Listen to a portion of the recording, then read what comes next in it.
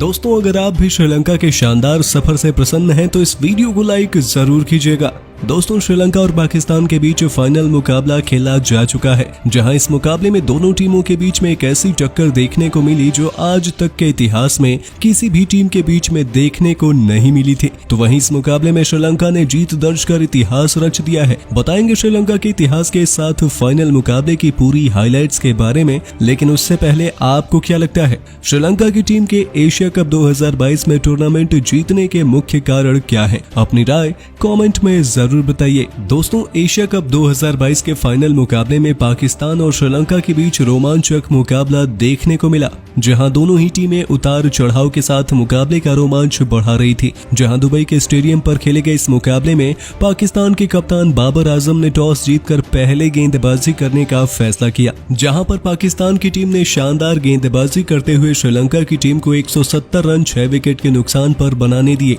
जहां इस मुकाबले में श्रीलंका की शुरुआत काफी ज्यादा खराब रही थी। पहले ही ओवर में नसीम शाह ने कुशल मेंडिस को गोल्डन डक के रूप में क्लीन बोल्ड कर दिया था। इसके बाद बल्लेबाजी करने आए धनंजय डे सिल्वा ने थोड़ी बहुत शानदार पारी खेली, लेकिन दूसरे सलामी बल्लेबाज निशंका ने चौथे ओवर में 8 रनों की पारी खेल हैरिस की गेंद पर बाबर आजम के हाथों कैच आउट हो गए। लेकिन इसके बाद बल्लेबाजी करने आए गुनातिलका भी ज्यादा देर तक टिक कर नहीं खेल पाए और पावर प्ले के अंतिम ओवर में मात्र 1 रन का स्कोर बनाकर गुनातिलका क्लीन बोल्ड हो गए। उसके बाद बल्लेबाजी करने भानुका राजपक्षे आते हैं, जहां पर दूसरी तरफ से बल्लेबाजी कर रहे धनंजय डी सिल्वा 8वें ओवर में 21 गेंदों पर 28 रनों की पारी खेलकर आउट हो गए। तो वहीं पारी को संभालने कप्तान दासुन शनाका आते हैं, लेकिन वो भी ज्यादा देर तक टिक कर नहीं खेल पाए और कप्तान दासुन शनाका मात्र 2 रन बनाकर शादाब खान की गेंद पर क्लीन बोल्ड हो गए थे। और अब पारी को संभालने 58 रन के स्कोर के बाद वानिंदु हसरंगा आते हैं, जहां इन्होंने भानुका राजपक्षे के साथ मिलकर शानदार साझेदारी करी और 58 रन की साझेदारी 15वें ओवर में टूट गई, जहां पर हैरिस ने वानिंदु हसरंगा को 21 गेंदों पर 36 रनों की पारी खेलने के बाद विकेट कीपर रिजवान के हाथों कैच आउट करवा दिया। लेकिन अब बल्लेबाजी करने करुणारत्ने आते हैं और उन्होंने भी शानदार बल्लेबाजी करते हुए भानुका राजपक्षे के साथ मिलकर 54 रनों की नाबाद साझेदारी करी, जिसमें करुणारत्ने ने 14 रन बनाकर नाबाद रहे। तो दूसरी तरफ भानुका राजपक्षे ने 35 गेंदों पर अपना तीसरा अर्धशतक पूरा किया, जहां एक बार नहीं 2 बार उप कप्तान शादाब खान ने कैच छोड़ा, जिसमें पहला 47 तो वहीं दूसरा कैच 51 के स्कोर पर छोड़ा गया। और इसका फायदा उठाते हुए भानुका राजपक्षे ने 45 गेंदों पर 6 चौके और 3 छक्के की मदद से 158 के स्ट्राइक रेट के साथ रनों की नाबाद पारी खेली और 170 रन 6 विकेट के नुकसान पर श्रीलंका ने बना दिए थे। तो दूसरी तरफ पाकिस्तान की तरफ से हैरिस रऊफ ने सर्वाधिक 3 विकेट लिए। इसके अलावा नसीम शाह, इफ्तिखार अहमद और शादाब खान ने 1-1 विकेट लिया। तो वहीं 171 रनों के लक्ष्य का पीछा करने पाकिस्तान की तरफ से कप्तान बाबर आजम और मोहम्मद रिजवान ने पारी की शुरुआत की,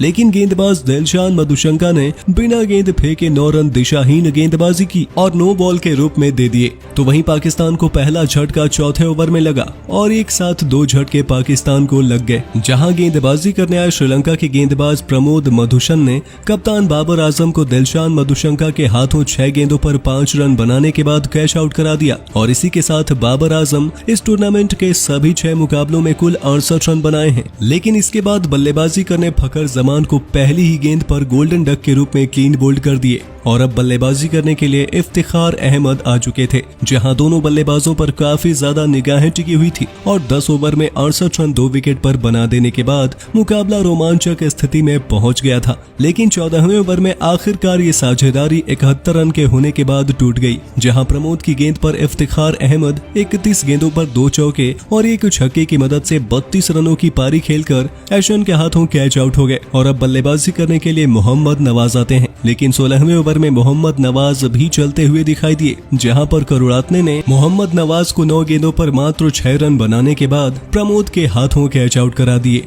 और अब बल्लेबाजी करने के लिए खुशदिल शाह आते हैं, लेकिन इसी ओवर में मोहम्मद रिजवान ने 46 गेंदों पर अपना अर्धशतक पूरा किया, लेकिन इसका फायदा टीम को नहीं हो पाया। जी हाँ दोस्तों, इसके अगले ही ओवर में जब जीत के लिए 4 ओवर में 61 रनों की आवश्यकता पड़ी तो गेंदबाज वानिंदु हसरंगा ने मुकाबला पूरी तरीके से श्रीलंका के पक्ष में डाल दिया, जहां वानिंदु हसरंगा ने पहली ही गेंद पर मोहम्मद रिजवान को 49 गेंदों पर 5 चौके और 1 छक्के की मदद से 55 रनों की पारी खेलने के बाद गुनतलिका के हाथों कैच आउट करा दिए। तो वहीं बल्लेबाजी करने आसिफ अली को बिना खाता खोले ही पहली गेंद पर ओवर की तीसरी गेंद के रूप में गोल्डन डक के रूप में क्लीन बोल्ड कर दिए, जिसके बाद पूरी तरीके से मुकाबला श्रीलंका के पक्ष में आ चुका था। लेकिन इसी ओवर में बल्लेबाजी कर रहे खुशदिल शाह को भी वानिंदु हसरंगा ने 4 गेंदों पर 2 रन बनाने के बाद महेश तीक्षणा के हाथों कैच आउट करा दिया और इस ओवर में 2 रन देने के साथ वानिंदु हसरंगा ने 3 विकेट हासिल किए और मुकाबला पूरी तरीके से अपने पक्ष में समेट लिया। लेकिन अब बल्लेबाजी करने के लिए उपकप्तान शादाब खान आते हैं,